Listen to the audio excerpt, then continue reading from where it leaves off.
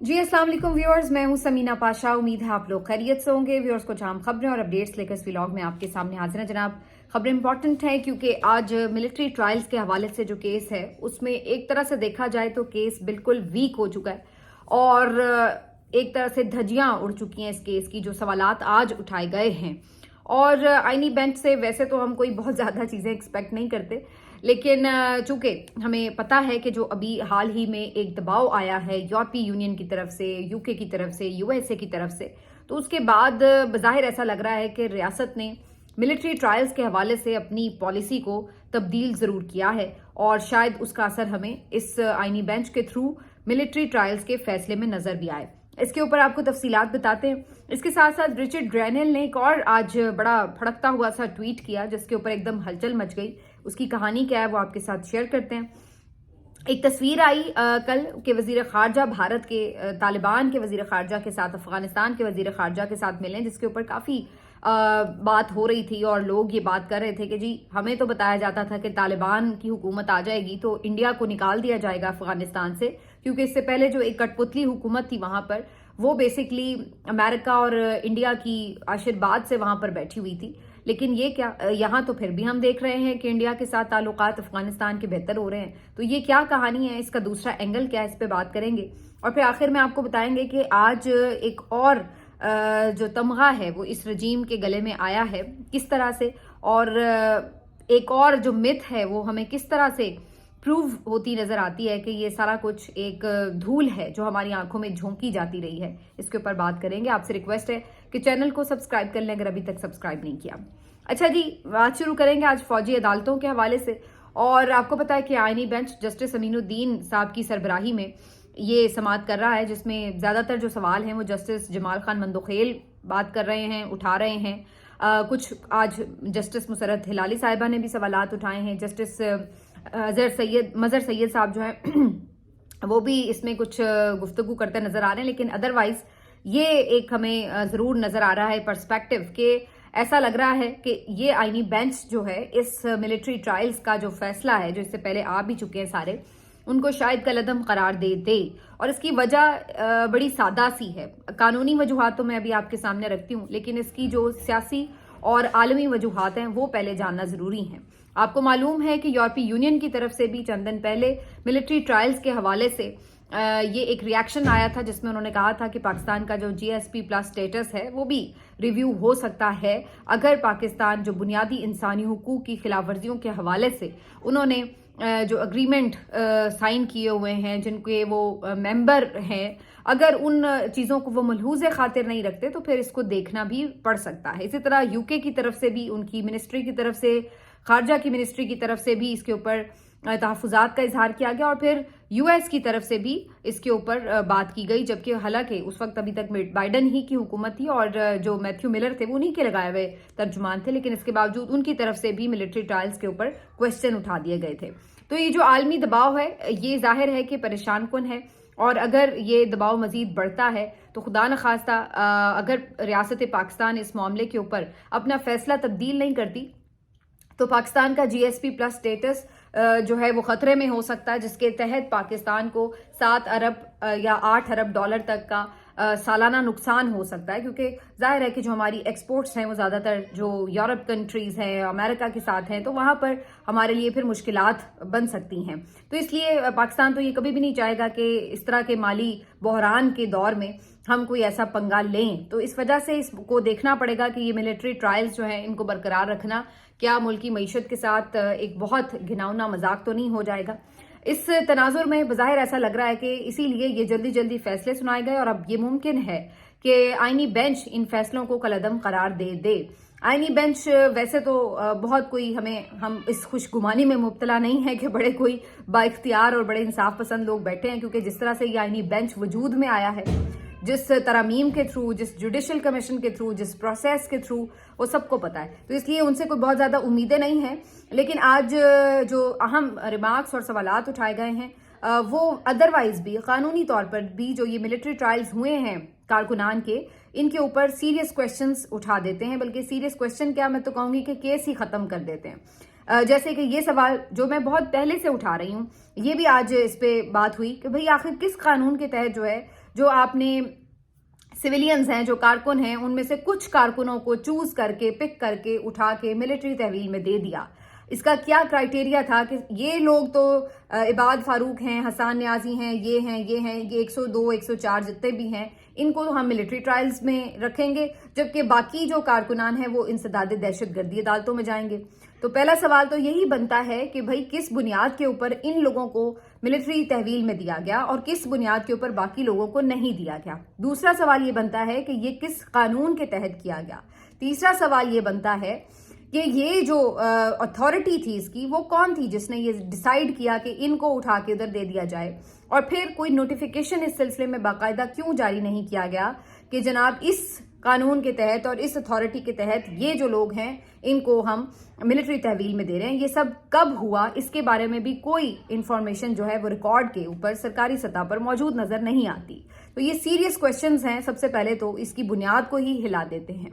फिर उसके बाद भी जो अहम सवाल हुए वो भी बड़े इंपॉर्टेंट हैं, क्योंकि आज बहुत से वाकयात का तस्करा हुआ अदालत में। ये बात हुई कि जिसने तैयारा साजिश केस बना था, तो क्या उस वक्त भी ज़ाहिर है कि आर्मी चीफ उसमें तैयारे में मौजूद थे और ये केस भी बनाया गया था। तो फिर वो केस क्यों नहीं मिलिट्री तहवील पे चला, जबकि उसमें आर्मी चीफ जो हैं उसके हवाले से उनकी जान को खतरे में डाला गया था। तो क्या वो एक हमला नहीं था? तो उसको क्यों नहीं फिर एक मिलिट्री तहवील में डाला गया था और क्यों उसको एक आम अदालत में चलाया गया था? इसी तरह से मजीद दहशतगर्दों के जो हमले हुए, जिसमें GHQ पर एक फिजिकल अटैक हुआ था चंद साल पहले, इसके बाद फिर मेहरान बेस पर एक बहुत खौफनाक किस्म का हमला हुआ था। फिर इसी तरह से और कई ऐसे वाकयात हैं जिनके अंदर मिलिट्री तनसीबात पर और मिलिट्री जो एकेडमीज हैं या ऐसी ऑफिसेज हैं उनके ऊपर हमले हुए हैं। तो ये जो सारी चीज़ें हैं, इसके ऊपर क्यों इनके जो मुल्ज़िमान हैं या मुजरिमान हैं उनको क्यों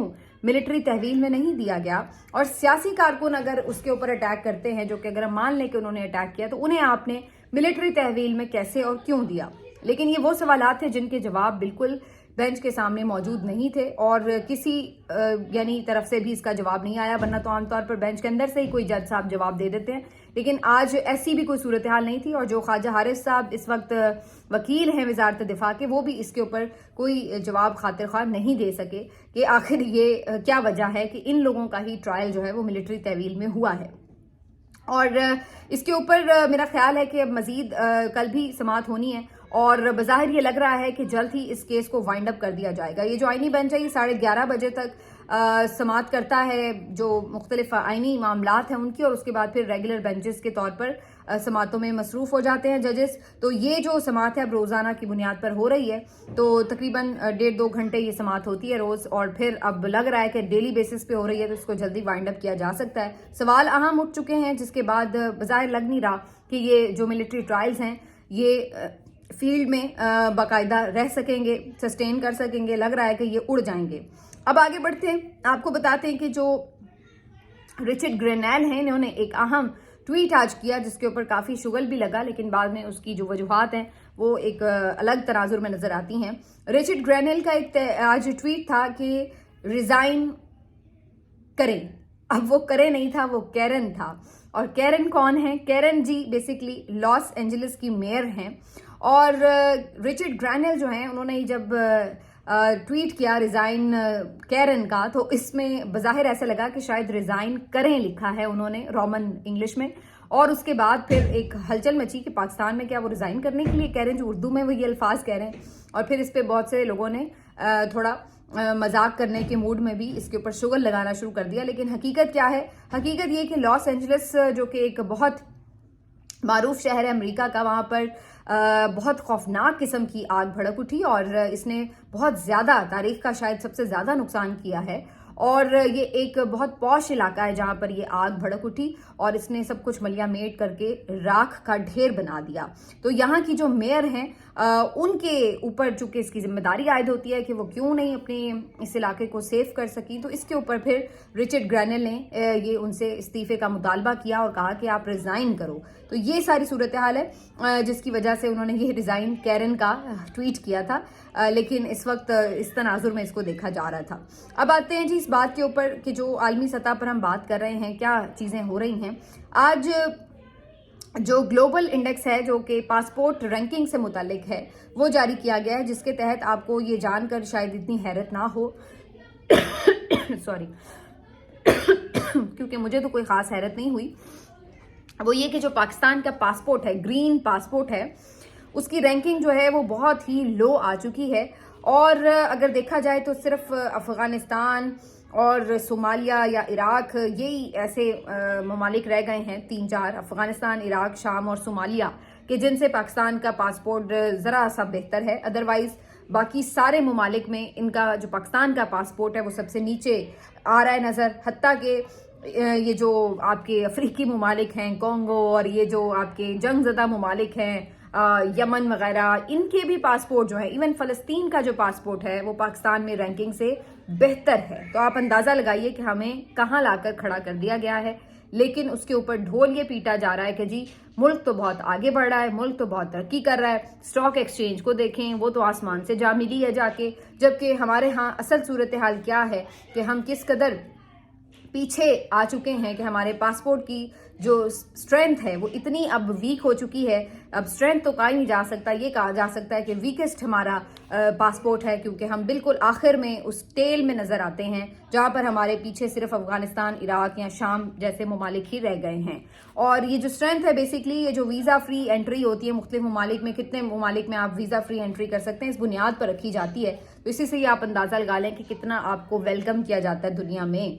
बहरहाल यहाँ पर अफगानिस्तान की बात हुई है तो आपको ये ज़रूर यहाँ पर मैं खबर दूंगी कि कल एक पिक्चर गर्दिश कर रही थी वज़ीर ख़ारजा, भारतीय वज़ीर ख़ारजा जो हैं उनकी अफ़गान जो वज़ीर ख़ारजा है उनके साथ एक मुलाकात हुई। और इसके ऊपर कुछ लोग बात कर रहे थे कि जी ये देख लें अफ़गानिस्तान वाले तो अभी भी इंडिया के क्लोज़ हैं और हमारे उस तरह से क्लोज़ नहीं हैं। तो भाई यही तो असल बात है कि यही हमारे लिए सोचने की बात है कि आखिर ऐसा क्या हो गया है कि जो हमारे पहले थोड़े बहुत दोस्त भी थे हम उनको भी दुश्मन बनाने पर तुले हुए हैं, उन्हें भी हम दुश्मन बना रहे हैं और उनको हम इंगेज नहीं करते। अब ये आज अगर इंडिया के वज़ीर ख़ारजा वहाँ गए हैं तो हमारे वज़ीर ख़ारजा वहाँ पर क्यों नहीं गए? बिलावल इतनी अरसा वज़ीर ख़ारजा जब रहे हैं तो उस वक्त नई नई तालिबान की हुकूमत आई हुई थी, उन्होंने कोई वहाँ पे जाके दौरा नहीं किया, कोई उनके साथ इंगेज नहीं किया।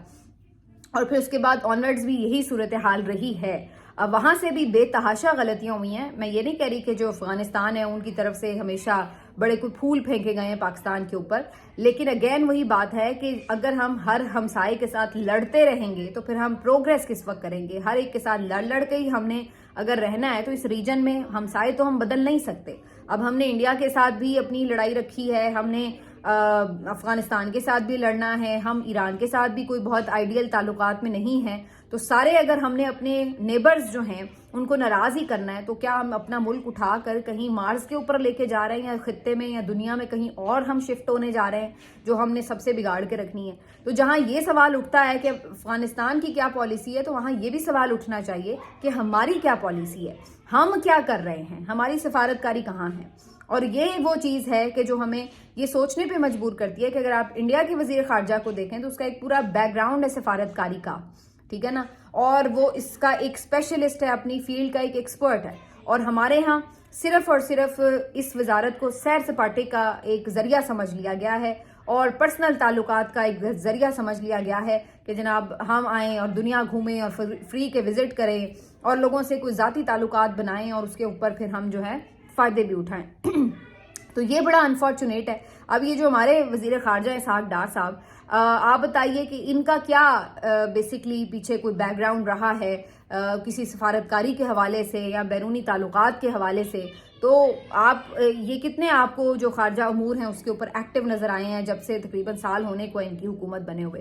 तो ये सारी चीज़ें अपनी जगह मौजूद हैं। आप ज़रूर दूसरों की गलतियाँ निशानदेही करें, ज़रूर इस पर बात करें कि जी अफ़गानिस्तान किस चक्कर में इंडिया के साथ ना, लेकिन उनका हक है वो जिसके साथ मर्जी अपने ताल्लुकात बेहतर करें। इंडिया का भी हक है वो जिसके साथ मर्जी अपने ताल्लुकात बेहतर करें।